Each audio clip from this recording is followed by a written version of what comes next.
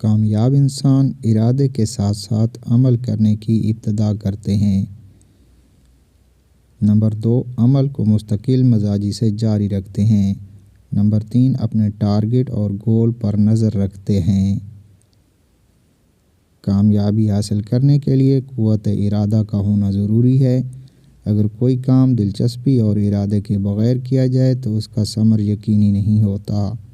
کسی کام کا ارادہ کرنے سے پہلے کام کی نوعیت یعنی جائز اور ناجائز کا جائزہ لے لینا چاہیے۔ کامیاب بننے کے لیے مستقل مزاجی کو شعار بنانا چاہیے۔ بے شک وہ کچھوے کی حرکت کی مانند ہی ہو، اپنی کوشش جاری رکھیں۔ کوئی بھی رکاوٹ جو آپ کو اپنے ٹارگٹ سے دور کرے اسے نظر انداز کرتے ہوئے منزل کی جانب بڑھتے رہنا ہی اصل کامیابی ہے۔